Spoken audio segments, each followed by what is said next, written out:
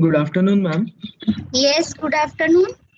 Ma'am, actually, Annapure sir has arranged a guest lecture for us at 3:30 today. Okay, So, we will finish can, it before that. Okay, so it's 1:30. I will finish it up at 3 o'clock. okay, ma'am.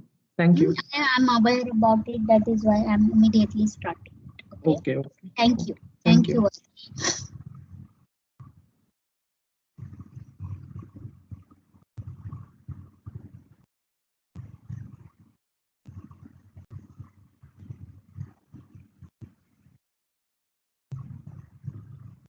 Okay, so yesterday we had started with the bread making process and every process how the bread quality may get affected, and overall we saw that what is a baking of bread a process involved. So you first gather all the ingredients following a standard recipe wherein each and every ingredient's proportion is very important, and the second first or the second most important process which helps in modifying the gluten or development of the gluten or formation of the gluten, um, that is mixing is very important, and what all physical chemical changes in a dough that happens during mixing was also discussed.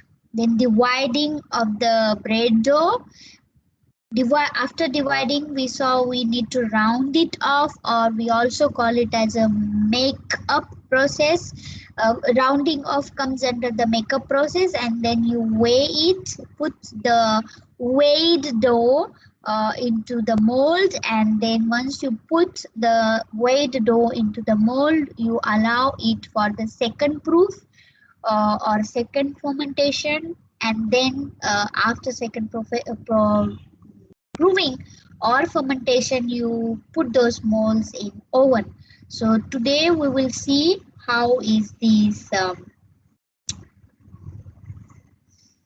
baking process or baking takes place. Okay, so baking is very important step, as like other steps like we saw. Mixing is important, then fermentation is also very important. Punching, see, punching looks like or knockback looks like a very simple, or some of you might think that I will avoid, but in spite of its simplicity, it's very important. Okay, so every and each and every step in the bread making is important.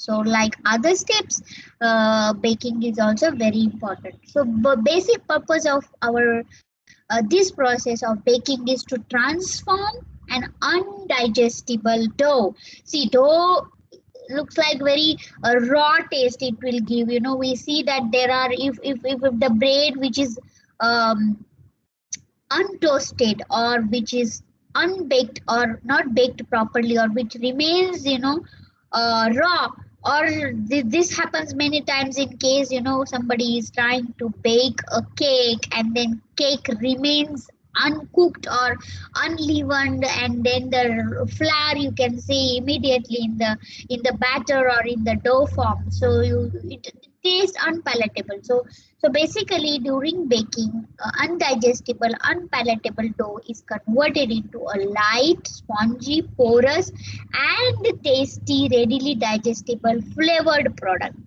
The duration, and that is why the bread is liked by all.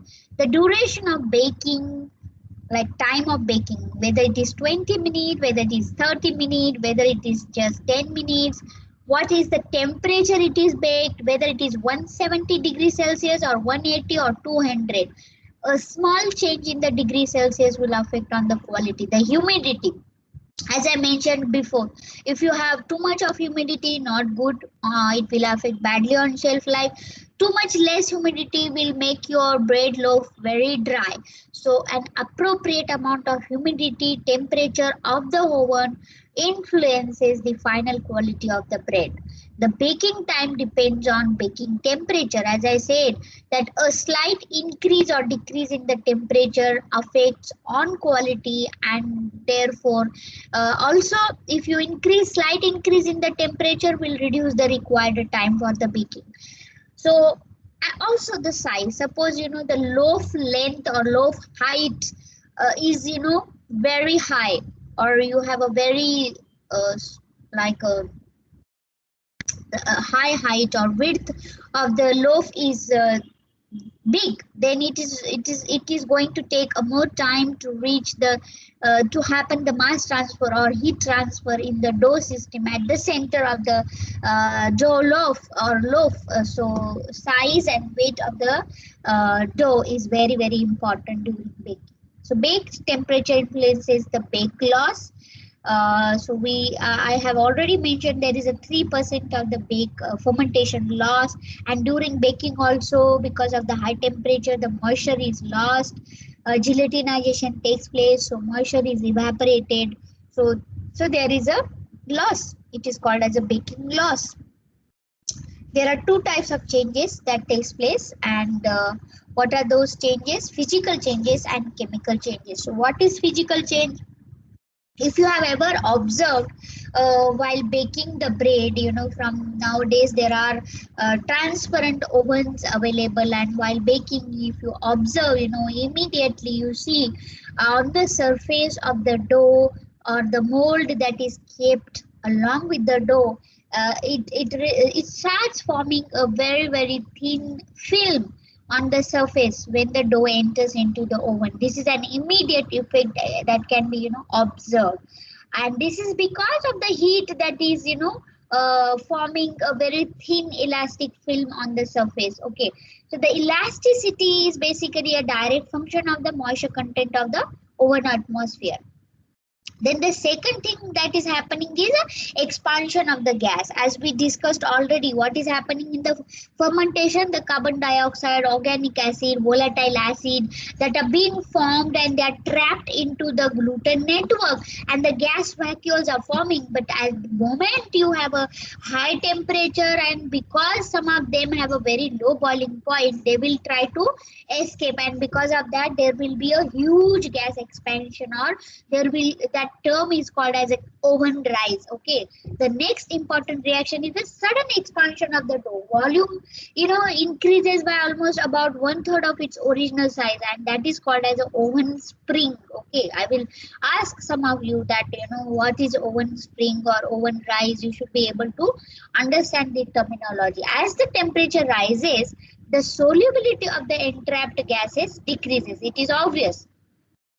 At a higher temperature, some of the gases will have, the solubility will get decreased, and the pressure of the gas increases according to the N1V1 phenomena.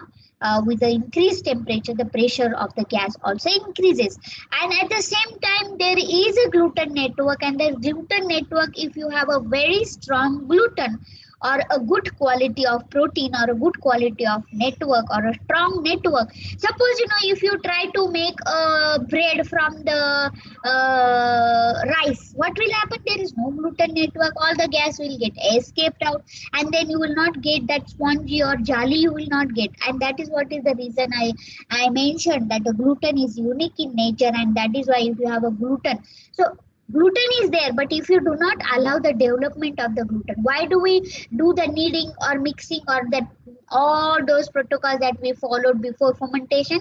To develop the gluten, to make those strands of gluten, gliadin and glutenin, we allowed them to interact, SS and SHS linkage, so that they form a very very strong bond between them, so that they can withstand at a high temperature and when high pressure during the baking. The release of the dissolved gases takes place when the internal temperature is around 50 degrees Celsius, and then there is alcohol evaporation takes place. The third physical effect is to change the liquid with the low boiling point. All of you know that the alcohol is formed, and this alcohol has a very low boiling point, and it will obviously try to escape out. It will get evaporated into vapors. So low boiling point alcohol formed by the yeast action distills out, and when the temperature reaches 80 degrees Celsius, the alcohol vapors further increases the internal pressure, which helps in further oven rise. Simultaneously all these things are happening.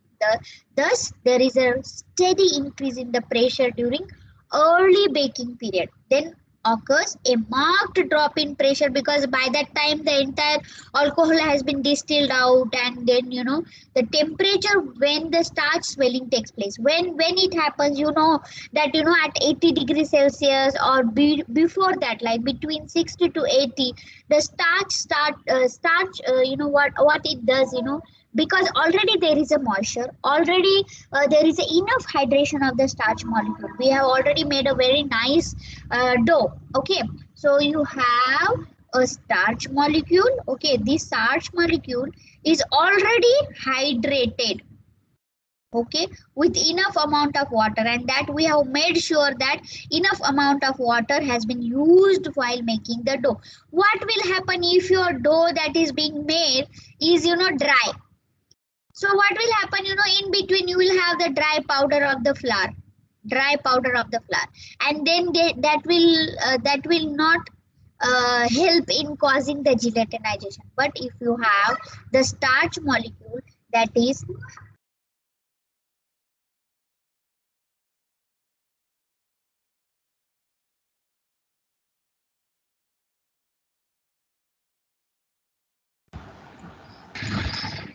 so when we have the flour molecule that are enough moistened or enough hydrated with water, what will happen? They will swell. As you know, slowly there is a temperature increase. They will start, the swelling of the starch molecule will take place, and then there will be gelatinization. Okay, there will be a gelatinization. It will turn into a gel. Okay,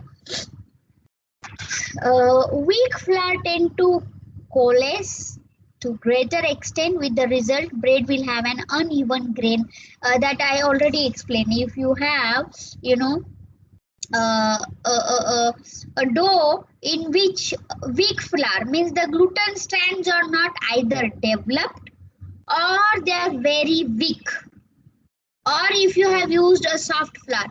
So the moment you have these gas vacuoles full of carbon dioxide, what will happen?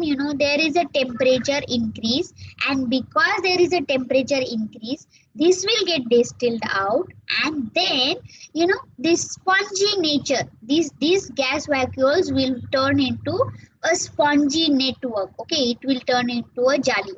But if you do not have a strong gluten network, or if you have a weak gluten, this will easily escape out. And that is what is saying that weak flour tend to coalesce. It will break to greater extent, with the result bread will not have a grainy texture, or will have either a very large air cell. Okay, so strong flours generally commercially, they are treated with oxidizing agents. Sometimes soya flour is used because that has a lecithin, or that has lipase enzyme, or some of the enzymes or oxidizing agent available commercially, which could be used, and then which will help in modifying the gluten stand, or making the ss and sh linkages stronger.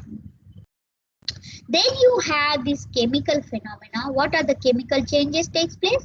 So basically we know that the yeast is still alive, yeast is still active. So activity of the yeast depends on the temperature. Hence, until the thermal dead point is reached, that is around 60 degrees Celsius, the yeast in the dough generates more carbon dioxide. So that's from slowly 50 degrees Celsius, or even less, 40 degrees Celsius, the temperature starts increasing, and slowly when it reaches at 60 degrees Celsius, and before that it reaches to a dead point, before that it produces carbon dioxide and alcohol, which contributes further to expansion of the dough. like the oven spring or oven rise. Yeast activity is also aided at the elevated temperature by the increased amylolytic activity. You know that amylolytic activity. The amylase enzyme, either they are naturally present in the wheat flour or commercially nowadays, bindas people add these amylase enzyme because it gives an excellent result by producing maltose. You know that wheat flour has starch. Starch has amylose and amylopectin. Amylose is a straight chain, and amylopectin is a you have these branches. Okay, you have these branches. So but amylase acts at 1,4 linkages, and it breaks down the starch into shorter chains of glucose molecule. And so because that temperature is favorable and amylase has an optimum temperature, it functions below 60, like between 40 or 60, depending on what thermostable amylase is, either people add or a fungal amylase. So then amylase activity also causes an elevated activity, because it is more sugar is produced. See, amylase, the moment amylase is active, what it will do, it will act on the starch, and then it will produce dextrins or sugars or maltose, and maltose is a very good food for yeast. So the moment it gets a good food, its activity will increase. Okay, so that is what is the reason that initially the yeast activity is increasing, because along with the amylolactic activity. Then happens starch gelatinization. You know what is starch gelatinization. Oven spring is further favored by pronounced softening of the gluten, which sets in at the initial baking stage. Okay, so counter this, however, is counteracted by the starch gelatinization, which begins at about, see, protein, that is the gluten is also there, that is the gluten is already developed. So starch is also there. It's a complicated system. There is, see, there is a continuous heating, there is a protein, there is a starch, there is a water. In the starch also there is a amylose, which is broken into dextrin. There is a amylopectin. The starch is already gelatinized, and then there is also some chemical reaction is happening. Yeast is active, carbon dioxide.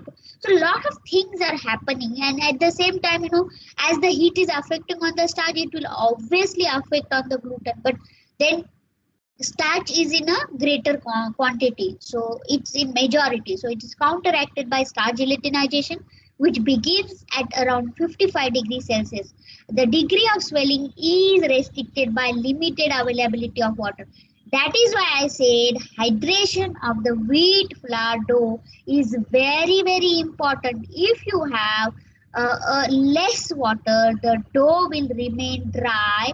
If you have just flour at a high temperature, it will just get burnt. It will not cause gelatinization. Neither that flour, dry flour, this yeast will be able to utilize, and yeast will be able to produce carbon dioxide, and you will not have a spongy bread. That's it. After that, you have gluten coagulation. Gluten is a protein, and it is a heat sensitive. So beyond 40 degrees Celsius only it starts coagulating. So starch gelatinization is associated with absorption of water, while gluten denaturation is associated with the removal of water, because it absorbs the water, and then it gets entangled, and then it's an opposition of phenomenon. Coagulation sets in when the temperature reaches around 74 degrees Celsius. So at 74 degrees Celsius, complete coagulation of this gluten protein takes place, and it continues till the end of the baking. So what happens in this process? Gluten matrix surrounding the individual cell is transformed into a semi-rigid film structure. You must have seen the bread has formed, you suppose this is, structure. Under a microscope also, if you see, or visibly also you see, there is a structure. It's because of this gluten. So thus a major change that takes place during the oven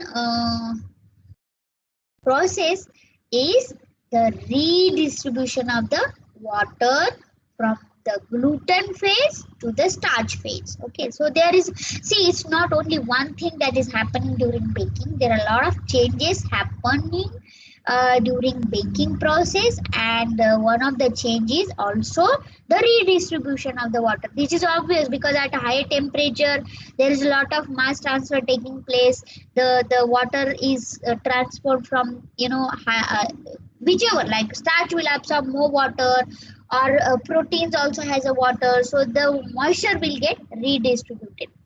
Then the next chemical change that is happening is enzyme activity. I have already told you that the action of amylase on starch increases with the temperature increases, approximately doubling for every 10 degrees Celsius rise. Okay, so right now, see, there is a natural amylase enzyme that is present, and so commercially industries are adding thermostable enzymes, so they want, even at a high temperature the enzyme is acted upon, and then it is converting, so in a small quantity, beta amylase or fungal amylases or thermostable amylase. So this, at the same time, heat inactivation also starts. You know that some certain enzyme like fungal enzyme will get inactivated at certain temperature. Beta amylase or thermal, even if it is a thermostable enzyme, it will have to get inactivated due to high temperature. So beta amylase is denature at a lower temperature, almost 57 to 71 degrees Celsius, as compared to the fungal alpha amylase enzyme. You know. So which denatures at temperature? Of course, this alpha amylase, if it is thermostable alpha amylase, okay, ranging from 65 to 95 degrees Celsius.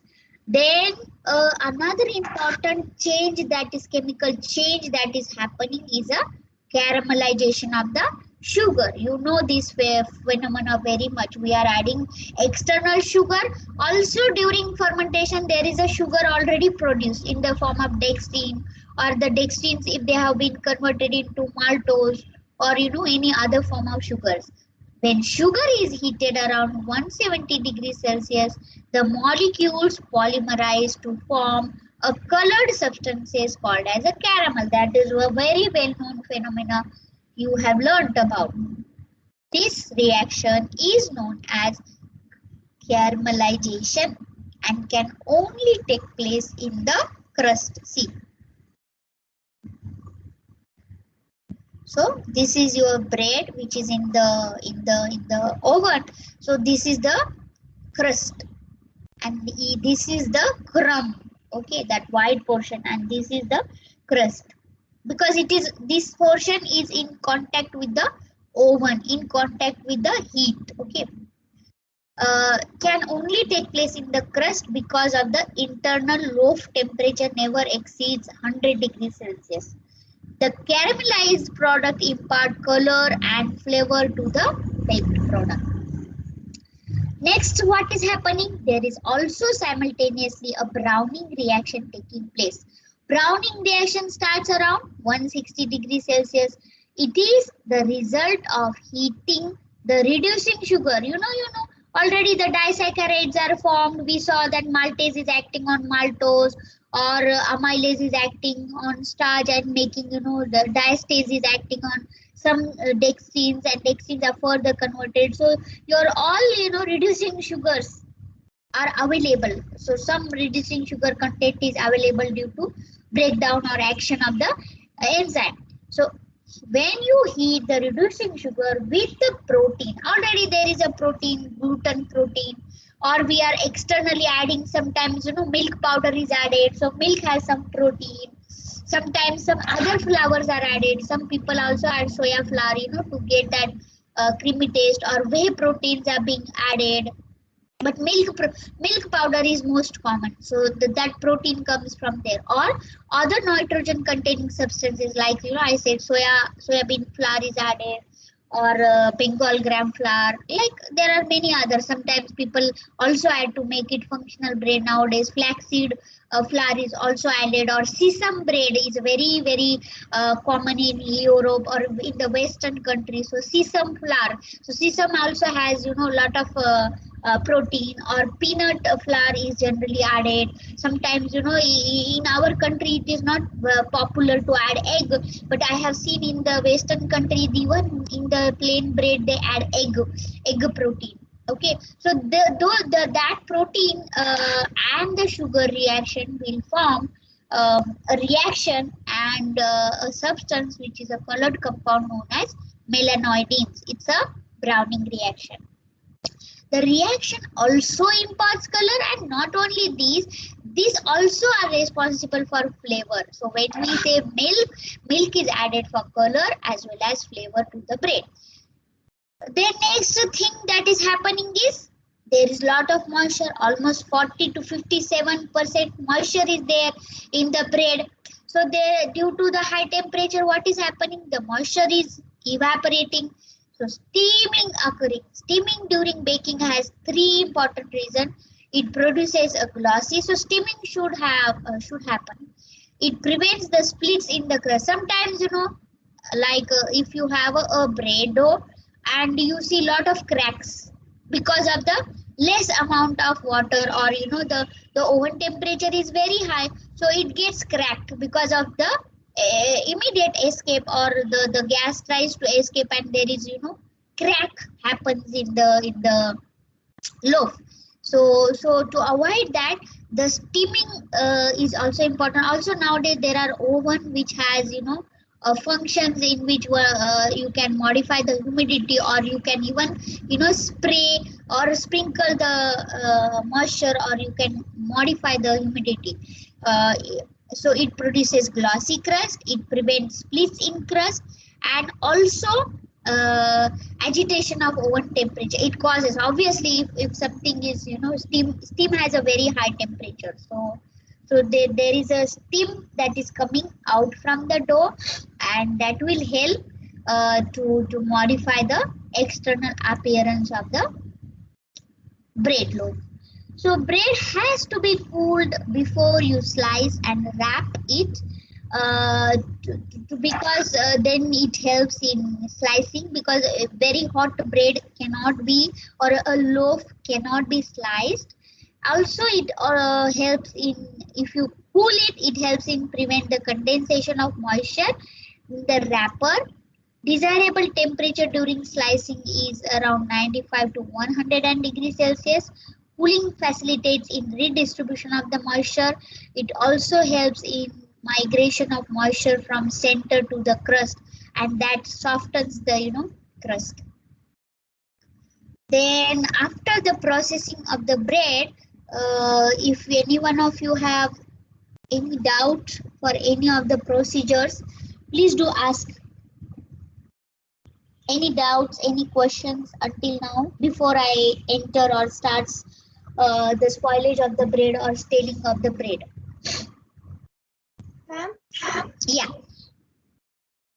weak and soft flour means soft wheat and hard wheat, right? Yes, soft wheat and hard wheat. Yes.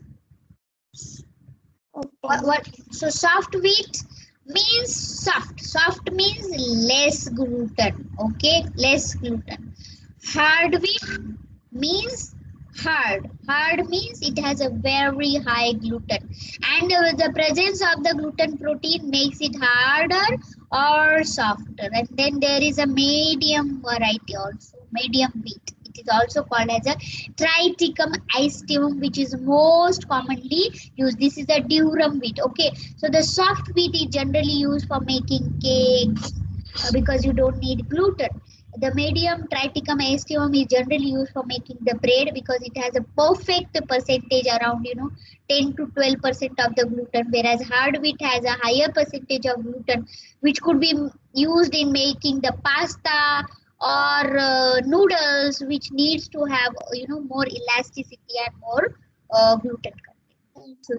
So ma'am, flour of cake from hard wheat. No, flour of Soft cake. flour. Generally it is usually, you know, preferred to have a low gluten containing flour. Even, you know, a cake could be made from rice flour too, but then of course you will not get so much of binding or leavening. But yes, you don't need a very spongy texture like bread. Okay. So weak flour is what?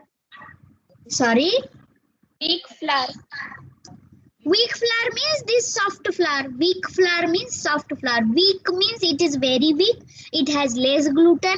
A strong flour means it has a very good amount of gluten. It has a very good quality gluten, which is very strong. Strong means strength. See, during baking, all the flour, wheat flour, are going to undergo a process called as a baking. The one which sustains the baking by trapping the gas is a strong flour, because the strength of the strand of the gluten decides or makes it a strong flour. And that is why, during dough rheology, I have another lecture on dough rheology, in which I will be discussing like how dough strength is very important. Already I have discussed at several point of time that gluten development is very important. What we are doing in gluten development, we are ultimately making the gluten strand stronger. Okay, so gluten as such is not there in the flour. As such, it is not there. There is a gliadin, a high molecular weight compound, and a low molecular weight compound. So we are in presence of water. These compounds comes together, and that is why I told you, at home you can see this, you can observe this phenomena. Just take a wheat flour and knead it. Okay, just knead it and observe. You see, don't knead it so nicely. Just make a dough by adding water and bringing it together. You will see lots of cracks and lots of and that dough, if you try to tear, that is called as like a weak dough. In spite of having a gluten, it is formed into a weak dough. You have not developed the gluten.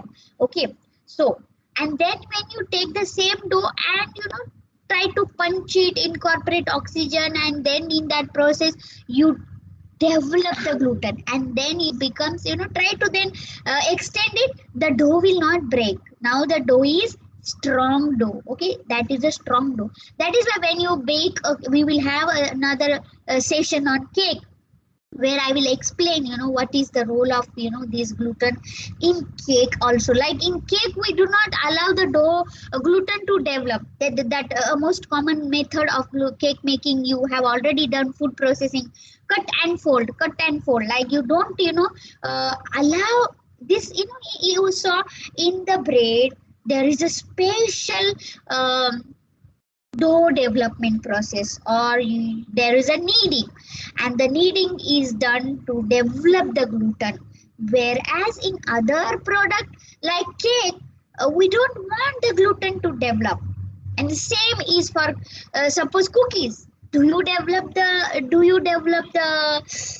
gluten? No.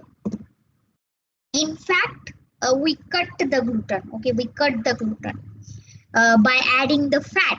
So fat does not allow the gluten strand to come together. For example, suppose these are the gluten. Okay, so what you do, you add the fat. Okay, so for example, if you want to prepare donuts, in the donuts also you don't want to have a spongy bread like texture. It is not required. So you put the fat in the initial stage only, and then you cut these gluten, and thus avoid the development of the spongy texture. Otherwise bread khare aise lagega. Okay, also applicable to other cases. So when I'm discussing that khari or croissant or donuts or cake, I will definitely discuss again the role of these ingredients in gluten development. Okay, have I cleared your doubt? Yes, ma'am. Yes. Anyone else?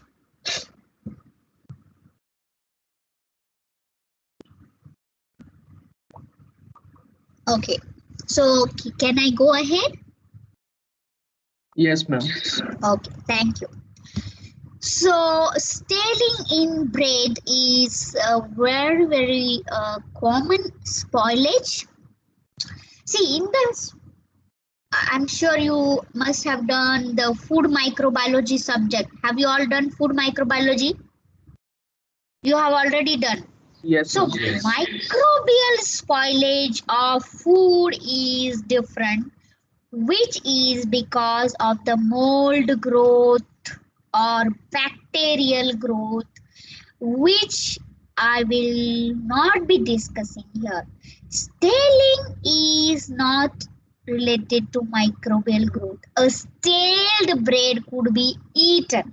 Staling is different from the microbial spoilage. A microbiologically spoiled bread will be harmful for the consumption, but a stale bread might be still in good condition to consume. Good condition is safe to consume. Okay, so staling is a different phenomenon. So let us see staling. The main and staling is seen in all the food products that we make at home containing starch. Okay, although the starch is not the only one factor that causes staling in bread. So the main constituent of the bread we have already seen, there is flour, there is a water, there is a yeast, salt. I have been insisting on these four ingredients that are being used in bread making. And these days we also use shortening, or at home, if you have ever tried, or maybe I recommend you all, I will share you a recipe or a standard protocol developed by my own student. Or if you have a processing journal, just look into it, and why don't you try making a simple bread at home. Take a photo and send it to me, and I will see, and then we will discuss. Okay, so take note down that task. And okay, so shortenings, there are a lot of different types of shortenings or bread improvers, like as I mentioned that day, GMS, SSL, lecithin or datum. These are called as bread improvers are being added, but most commonly butter or oil or ghee or any other related fat, saturated fat could also be used, okay, to improve the quality. During dough mixing, an intimate interaction of these components takes place. We have been discussing how these compounds interact and form a spongy mass. Concurrently, biochemical reactions are also induced by biocatalyst presence in flour. Like enzyme is present, amylase is there, protease is there, lipoxygenase is there, lipase is there. At the same time, yeast, we have added yeast. Also, when we are doing fermentation from the natural flour, there could be some lactobacilli. The fermentation may also takes place due to the lactobacilli. Also yeast. Subsequently, when you bake, the thermal effect of the baking also causes some changes. Okay. So bread consists of crust, the outer shell of the bread, and crumb. Crumb means that white jali. Okay, don't get confused. Crumb means white jali. Crust means that brown, a very tasty layer that we all love. Particularly children like that brown thing. When the bread loaf is removed from the oven, a series of changes, what are those? Just now we have seen physical changes, chemical changes, starts that eventually lead to deterioration. Not immediately, but then the moment the bread baking process is finished, the another process starts, and that is called as a staling. So these changes that starts occurring in the bread after baking and cooling are called as a staling. That include all the changes that occur during storage, except I have already made all of you clarified that this is not microbial spoilage, and we will not be discussing the microbial spoilage when I'm saying staling in bread. Bread staling is divided into two types. I will be covering it in the form of two aspects. Crust, because I said there is a crust and crumb. So let us discuss it with respect to these two parts. Okay, what is crust? Crust, it is directly in contact with the heat, and that is why, because of the Maillard Browning reaction and ingredient, the crust has formed. So the crust of the fresh bread is relatively dry, it is crisp, it is brittle. Please keep this in mind. On staling, and we prefer, when you bake the bread at home, the freshly baked bread, if you taste, this really gives a very pleasant taste, and a crispy texture. But because if you have never tasted the fresh bread, you will not understand. A stale bread, the crust becomes soggy, leathery, soft, tough. The one that you get from the baker that reaches your house is after this staling happened into it. Okay, so it's a stale bread that you receive. It's maybe within 4 to 5 hours the baker is giving, or the baker generally or usually bakes it one day before. So suppose I started baking in the afternoon, and then today night the bread is ready, and then I pack it today night, and then early morning it distributed, and you get a packet of bread in the early morning. Okay, so the major cause of the crust staling is absorption of moisture. You know that there is a transfer of moisture always from the high moisture area to the low moisture area, and you all know that this is the crust and this is the crumb. Crumb has a high moisture, crust has a low moisture. So what will happen during storage? The moisture will come from, to achieve the equilibration, the moisture will go from crumb to crust, crust to crumb. Okay, so the crust immediately after baking contains very less, like 12% of moisture, and here it is almost 40%. Like generally bread has 35 to 45% of the moisture. So here it is 12%, here it is 40%. What is going to happen? So after baking, it contains 12% moisture. The fresh crust is usually hygroscopic. Hence, it is readily absorbing the moisture that migrates from the crumb. Okay, migrates outward from the interior of the crumb. This redistribution of the moisture from crumb to crust is part of staling mechanism. Okay, please remember. Secondly, the crust, due to its hygroscopic nature, may also absorb the moisture from atmosphere. Okay, so the packing, have you seen the bread ka packet? कितना strong होता है, उसका oxygen barrier property, water vapour transmission rate, या आप उसका moisture transmission rate भी निकालोगे तो सादा एलडीपी पाउच यूज किया है, low density polyethylene, which will not have a very good moisture barrier property. So what will happen if it is not packed? If you keep the bread loaf outside, थोड़े देर बाद उसका toast बन जाएगा, ठीक है? Or if you pack it nicely in a dabba or a strong PET bottle, then it will even remain softer compared to the paper. So if you take paper, it will stay. Plastic लोगे तो थोड़ा सा उसका कम staling होगा. So the moisture will also be absorbed from the outside environment. If there is a higher moisture, ये बहुत sticky या soggy बन जाएगा या चिपचिपा बन जाएगा. The environment is dry, it will lose its moisture and toast ban jayega. Okay, so it depends on the outside environment. So either it can absorb the moisture from the atmosphere, or it can leave the moisture depending upon the surrounding environment. Okay, or the temperature also. So crust staling is promoted if the bread is wrapped or packed in a very good moisture proof material, as this restricts the evaporation and it results into the retention of greater amount of moisture in the crust. Similarly, when bread is packaged before it has adequately cooled, what will happen? More moisture is retained in the crumb, and the process of diffusion eventually, takes place, and it accumulates in the crust, and that leads to then, if you have more moisture on the surface of the slices, it will attract the yeast and mold growth easily.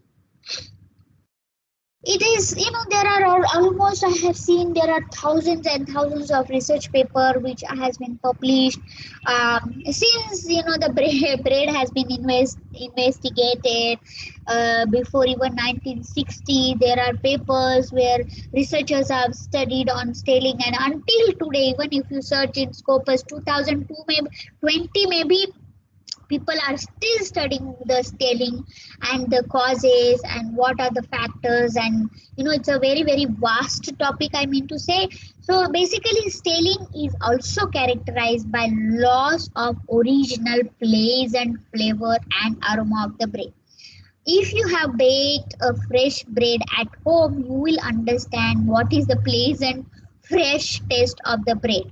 Okay, the one that you get is a stale bread. During oven baking, many flavor compounds are formed, which collectively result into a bread aroma. The formation of flavor compounds occurs to a greater extent in the crust region. That is, Maillard reaction happening. There are a lot of volatile compounds that also gets trapped there, which are evaporated from the crumb portion because of the there is a thin layer, or the thin film was formed during the baking caramelization reaction. So there are a lot of good flavoring compounds are trapped into the crust.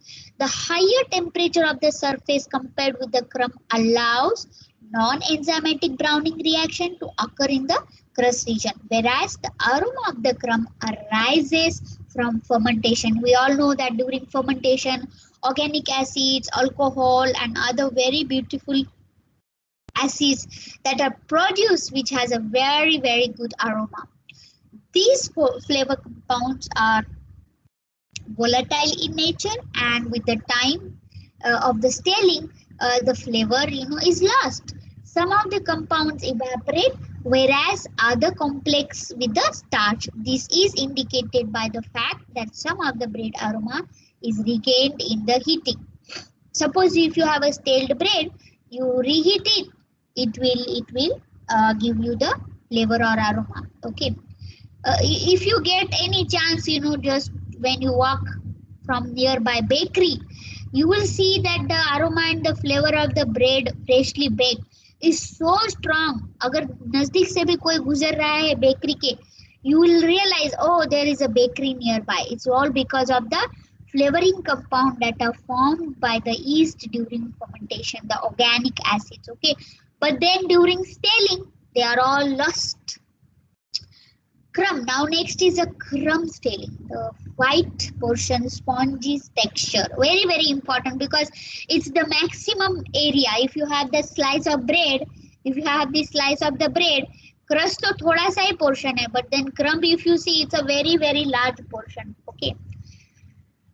Staling of crust is related to change in moisture. We saw just now there is a change in moisture. Staling of crumb occurs without in. Also, there are a lot of research paper, as I said, people have packed it, and it's not the only one factor, but there are other factors also which causes the staling of the crumb. Okay. And some of the researchers have said that moisture is not the one that causes the staling, but if you protect it or pack it in a nice moisture barrier, a good packaging material having a very good moisture barrier property, staling is not because of the moisture but something else. And then what is that something else that is causing the crumb staling? Okay.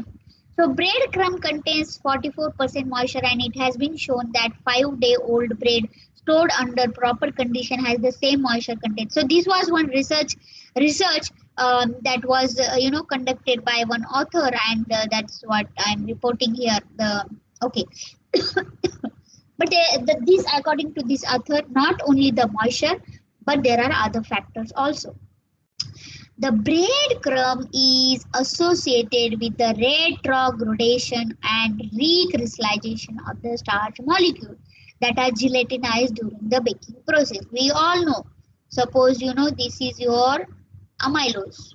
You all agree there is amylose and amylopectin. Suppose this is each one is glucose unit. This is a straight chain, and in amylopectin, suppose you have these what do you call branches. Okay, this is a branch. So this is amylopectin and this is amylose. Okay, so what happens, and then there is a water molecule. Okay, so the water molecule is absorbed, like that is absorbed, and then it attaches to this amylose, amylopectin. The starch molecule swells. Okay, in gelatinization, what is happening? The molecule gets swollen, and then you continue to swell. The temperature is increased. The amylose leaches out. Okay, the amylose, this molecule of the starch breaks or bursts, and then this amylose is separated from the amylopectin, and then this result into a gel formation. Like this water comes out, which was before the gelatinization, the water was holding these two of them together, but due to the heating there is a gelatinization that takes place, and gelatinization or gel formation, this water oozes out, and then this is called as a gelatinization. And as I mentioned, if there is no gelatinization, no retrogradation will happen. In the retrogradation, what is happened? So immediately now in baking, gelatinization has happened. Okay, so this has separated, and because of the gelatinization, the molecules are softer and the bread is softer. But after baking, what you are doing? You are cooling. In the cooling, during the cooling, what happens? Amylose and amylopectin, because they tend to come together, they try to come together and form a crystal, because they are basically, naturally, they are the crystal. Starch molecule is a crystalline nature. So because we added water, because we cooked, it turned into a gel. Okay, it formed amorphous nature. But the moment after cooking, there is a cooling. During the cooling, it will try to regain its original nature. Original nature. What is its original nature? It will try to recrystallize.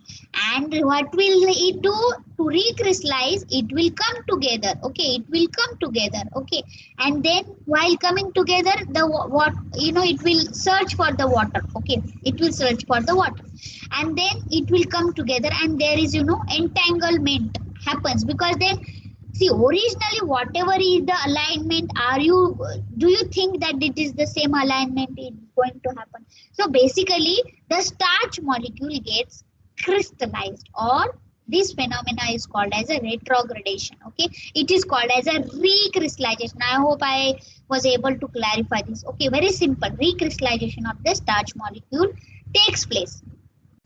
Other flour components like gluten is also have undergone some changes due to the baking phenomena, and there are fibers like pentosanes also play an important role. Okay, because it's not only one thing there in this system, there are other things also. Okay, so somebody had asked me how this fat helps in prevention of stealing.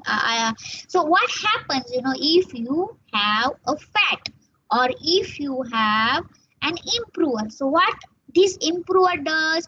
This improver forms a layer on the surface of these molecules of amylose and amylopectin, and thus it prevents the formation of recrystallization. अगर molecule recrystallize नहीं होगा तो क्या होगा? Stealing नहीं होगा. तो ये fat जो molecule है, ये इसके अंदर गद्दी के जैसे काम करता है, and then it does not allow the two molecules amylose and amylopectin to recrystallize and prevent the it prevents the retrogradation. I will be explaining that later. So this is what is called as a crumb stealing. Okay, so it is because of the amylose and amylopectin recrystallization. Okay, so let's understand. I have explained, but then let's understand it in detail. So that is what is it is called as a, there is a very important role the starch molecule plays in retrogradation or staling. So what is the role of starch in staling? We all know that there is around a very large, this is a majority of the component that is present in wheat flour is a starch. It's around 65 to 75%. And it is present in the form of granule. Each granule contains amylose. Amylose. What is the percentage? Around 30% is the amylose. Okay, 30% amylose, 70% amylopectin. Okay. So amylose is a linear and amylopectin is a branch. Starch granules are ordered structure possessing a high degree of crystalline when it's in the natural form. Natural मतलब उसमें पानी नहीं डाला है, cooking नहीं किया है, जैसे कि जैसे स्टार्च मॉलिक्यूल या आटा या स्टार्च पाउडर और starch flower, they are ordered structure possessing a high degree of crystallinity. When viewed under a polarized light, starch granule shows a birefringence or shows a Maltese cross. It has something to related to crystallinity. Okay, under X-ray diffraction. This property of birefringence is brought about because the starch granule because they are highly ordered, you know, very ordered. You know, amylose एक साथ ऐसे बंधे रहेगी एक साथ, एकदम highly ordered, or that it's a long polymer chain. Okay, and then amylopectin.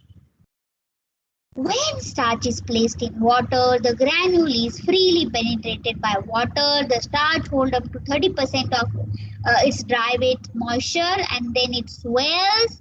The swelling also increases. The volume changes, water absorption takes place, and when you heat it further at 62 degrees Celsius, क्या हो जाता है?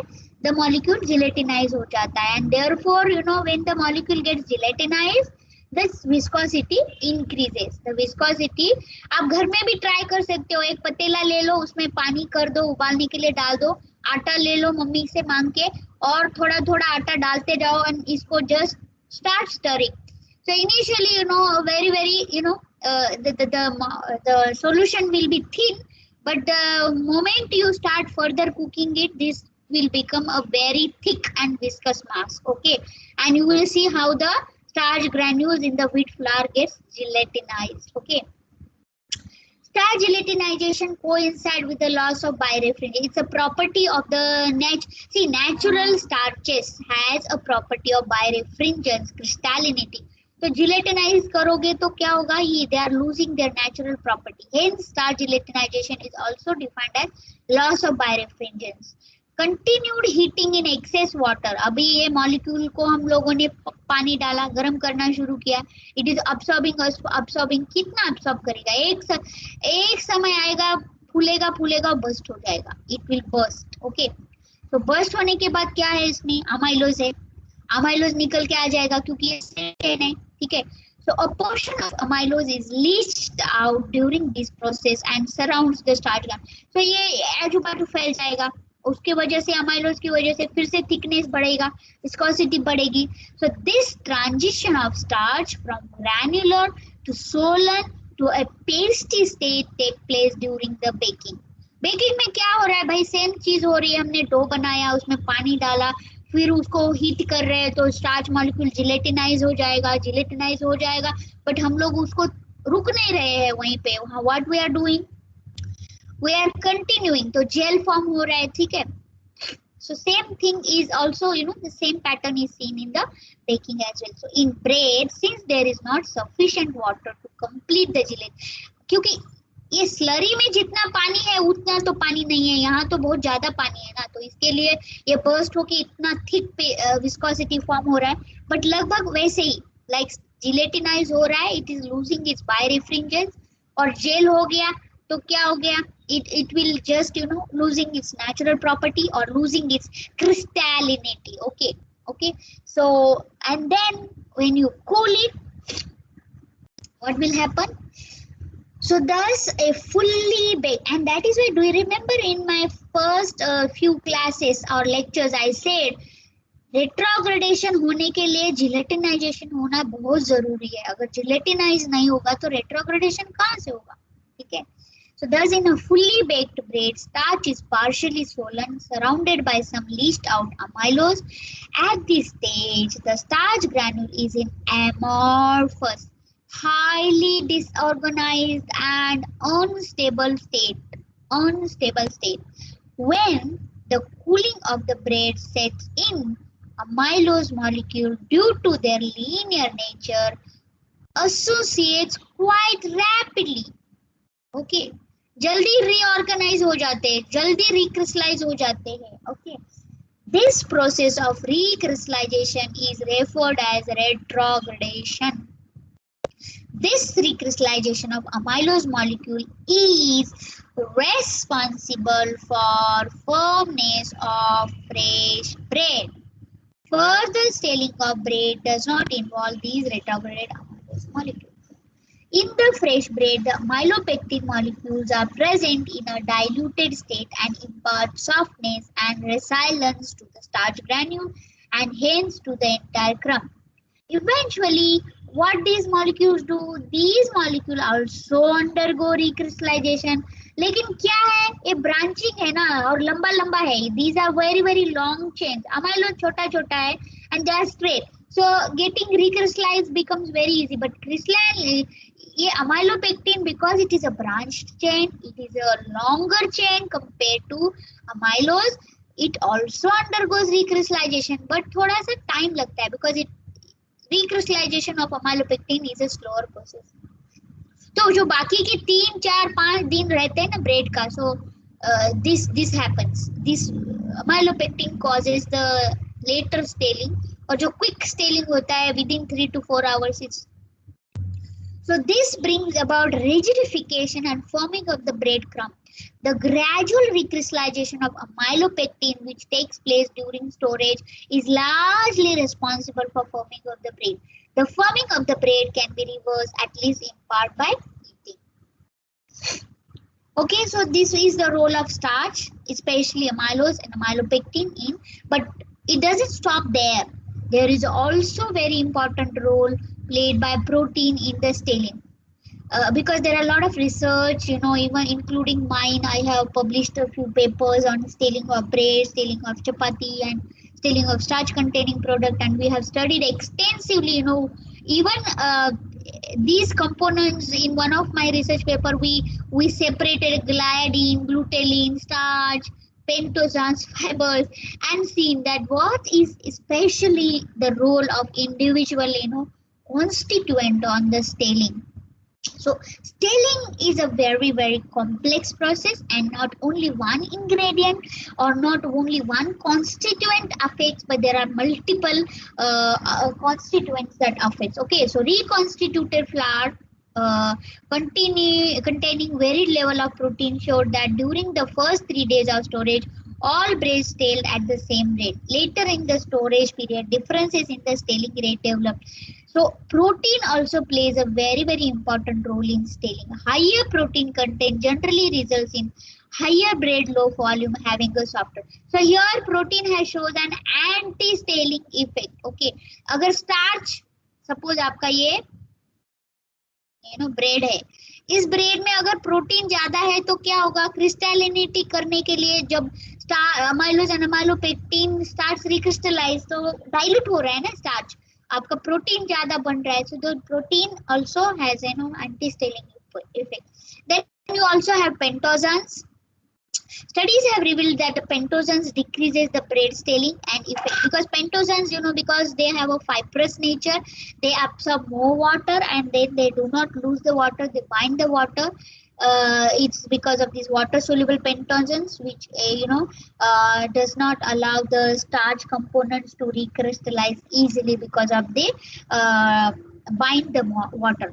So we saw that in the staling of the bread, redistribution of moisture is a very important, like how recrystallization of amylose and amylopectin is important. As a scientist, okay, today you are almost like in final year and you are completely technologist. When you go to industry, especially in bakery, ये problem आपको दिखेगा. तो आपका boss या the person whom you are reporting, they will say कि ये बहुत सारा staling हो रहा है. Now That staling is because of the moisture redistribution. Staling is because of the packaging material. Staling is because of the recrystallization of the starch, amylose and amylopectin. तो भाई solve कैसे करेंगे? उसको सॉल्व करना है, प्रिवेंट करना है stealing को, तो कैसे करेंगे? Avoid the redistribution of the moisture, avoid the recrystallization of starch, recrystallization of amylose or amylopectin. कैसे करेंगे? Let's see that. Okay. So redistribution of moisture, we have already seen that it is well known fact that the changes occur during staling of bread are not yeah, I have already discussed this. I don't know why this is repeated. Okay, so let's see how to retard the staling. Okay, so use of alpha amylase is extensively. Okay, so amylase has been extensively used in preventing the staling. Addition of bacterial amylase derived from Bacillus subtilis may be added to the bread as an anti-staling agent. Breads containing bacterial amylase stay fresher than the control bread, that is the one without addition of the beta amylase or alpha amylase. So the use of bacterial amylase retards staling is very risky, because when you add more enzyme, the bread might become very sticky. The dough becomes unhandleable, like you cannot handle the sticky dough. Okay, if the dosage is too high, okay, the bread crumb becomes too sticky because of the formation of the dextrin. The influence, so the exact quantity of the alpha amylase, if you monitor, then I think it's possible. Okay, and it's possible. Surfactants, okay, this is very important, and these days commercially everybody, without commercially made bread without surfactant, nobody makes the bread, because it's not possible to have that, और आपको कहाँ fresh bread मिलता है? आपको 10-12 घंटे जो stele होके bread मिलता है, तो इतने देर तक सॉफ्टनेस बने रहने के लिए सर्फैक्टेंट्स डालना ही पड़ता है. And the most common one is permitted is GMS, that is glyceryl monostearate, okay, or SSL, but this is little bit, but this is the most common. Okay, so surfactants are the most important ingredients presently used to retard the bread selling. They promote the crumb firmness and improve the bread loaf volume, improves the crumb softness, not firmness. This surfactants which are generally included in the bread formulations are monoglyceride, sodium stearyl lactylate, glyceryl monostearate, diacetyl tartaric acid like datum, and polysorbate 60. The crumb softening mechanism of stir is not clearly understood, but then I have referred some of the research paper in which these emulsifier forms a layer on the surface of the gluten, and when it is added, at what stage of surfactant addition is also important. There are strong indications that the functionality of this is related to their ability to form an insoluble complex with the amylose molecule. So this is suppose an amylose molecule, they form a coating, and then this amylose molecule then doesn't get recrystallized easily. The degree, it has been considered that a reduction in starch swelling property of surfactant to be an important factor in the softening effect. The degree of swelling of starch granule has been found to be inversely related to degree of starch swelling. There have been, even if you prevent swelling during gelatinization, so how you can prevent the swelling during the gelatinization? Suppose आप आटा बना रहे हो, ठीक है, dough बना रहे हो, आपने देखा है ना घर में मम्मी क्या करती है, डो बनाते समय चपाती को सॉफ्ट बनाने के लिए थोड़ा सा ऑयल डाल देती है. So this oil forms a layer on the starch granules, थोड़ा सा उसके ऊपर एक कोटिंग आ जाता है. तो ये जो कोटिंग आने की वजह से द स्टार्च डजंट गेट जिलेटिनाइज्ड, बहुत ज्यादा नहीं होता है. तो if it doesn't get too much of gelatinized, recrystallization उसका prevent होता है. Okay, so the surfactant restricts the starch swelling during the baking, and thus it forms a complex with the amylose molecule, and then and at the periphery of the starch granule, imposing, it doesn't allow it to get crystallized. Okay, so thus this delays the swelling of the starch granule, and also it reduces the amount of free amylose formed. Molecule burst हो जाता है ना, तो amylose Leach out नहीं होने देता है, it forms a coating. But there are a lot of opinions, and they say that only amylopectin is the one which is responsible, not amylose. But this is correct. Okay, this mechanism is correct. So other bread ingredients that could also prevent the staling, like milk proteins, dextrose, fructose, sucrose, shortening, soya flour, they exert a favorable effect on keeping quality of the bread, adding more softness to the bread and a tender bread. There are a lot of factors that affect, like time of storage. Staling begins as soon as the product cools. I have just now explained, like immediately after cooling the staling starts. Staling is most rapid when the product is fresh. One of the firming and staling which takes place in 4 days, occurring during first day of the bread is stored. Like there have been studies carried out when does the staling occurs fast. So immediately within the first few hours the staling is faster. Then storage of temperature. Staling becomes more rapid as the temperature of storage is reduced. That is why bread is generally not favored. If you keep it in the refrigerator, more crumbly it forms. Crumbled, it gets crumbled. Staling rate becomes slower as the bread storage lowered below 1 point. If you go below this temperature, the rate is slower. Bread will keep for month at minus 18 degrees Celsius. Okay, so deep freezer में डाल दो कुछ नहीं होगा, but उसको आपको thaw करना पड़ेगा. Then elevated temperature storage. Since staling rate increases at the very elevated temperature, or at a temperature between 35 to 1.5 degrees Celsius, still a lot of studies are going on temperature, and at a higher temperature development of off flavor takes place, and people, so they are saying that store it at above, but then it is not recommended and microbiologically safe. People will say that go for a freezing or deep freezing, and there are a lot of studies have conducted wherein they have proved that storage of bread at minus 18 degrees Celsius helps in prevention of the staling, and it is true. In one of our research also we have found that it prevents the staling. Packaging, wrapping the bread in a moisture proof obviously will help the moisture loss, and then it also reduces the crumb forming. I think I should stop here because there are many ways to measure the crumb staling. I have more slides to continue, and since you have the next lecture, I would stop here and ask you to ask if you have any questions.